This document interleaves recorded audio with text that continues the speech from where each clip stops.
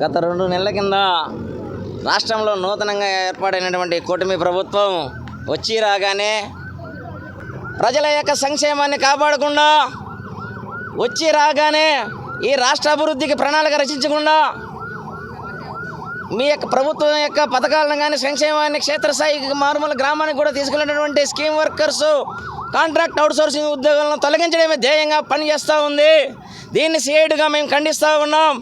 ముఖ్యమంత్రి గారు మొదటి అసెంబ్లీలోనే కాంట్రాక్ట్ అవుట్సోర్సింగ్ ఉద్యోగులు అయితేనేమి స్కీమ్ వర్కర్స్ ఎవరిని తొలగించమో ఆ రకంగా వైసీపీ ప్రభుత్వం కాదు మాది, పేదల ప్రభుత్వం, కార్మికుల ఉద్యోగం ప్రభుత్వం అని చెప్తున్నా కూడా క్షేత్రస్థాయిలో కింది స్థాయి నాయకత్వం నియోజకవర్గాల్లో ఆ పని చేయలేదు. కాబట్టి ముఖ్యమంత్రి గారి దృష్టికి మళ్ళీ కూడా మేము ఉద్యమ రూపంలోనూ రకరకాలుగా చేయాల్సిన అవసరం కూడా ఉందని చెప్పేసి మేము మీడియా ద్వారా తెలియజేస్తూ ఉన్నాం.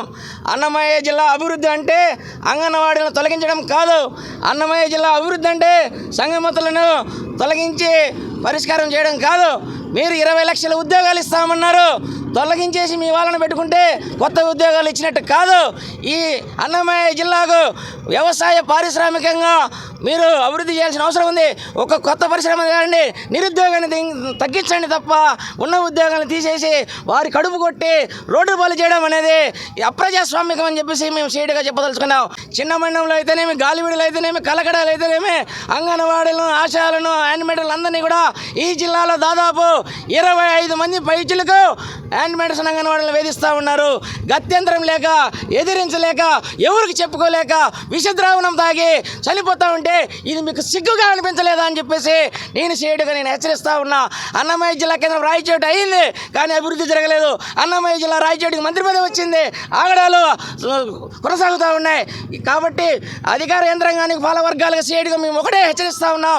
ఇప్పుడు జరిగినటువంటి పరిణామాలన్నింటినీ కూడా పునఃసమీక్షించి వారి ఉద్యోగాల్లో వారిని కొనసాగించి సరే లేకపోతే ఉధృతమైన ప్రజా ఉద్యమాన్ని ఈ ప్రభుత్వం సిఐడి ద్వారా, సిఐడి ప్రజా సంఘాల ద్వారా మీరు ఎదుర్కోవాల్సి ఉంటుందని కూడా హెచ్చరిస్తూ ఉన్నాం.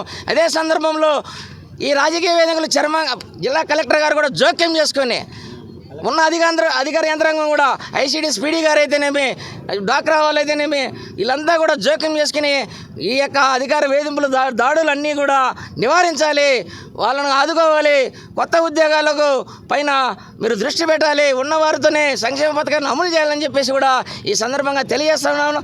కాబట్టి ఆత్మహత్యలు నివారించాలని చెప్పేసి కూడా మేము ప్రధానంగా చేస్తాను. ఒక అంగన్వాడీ వర్కర్ వేధింపులకు గురి చేస్తే మీరు కనీసం పరామర్శించకపోలేదంటే మా ఈ రాష్ట్రం, ఈ జిల్లా ఓ మహిళను కూడా చూడకుండా మీరు పక్కదారి పట్టేటువంటి పని చేస్తూ ఉన్నారు.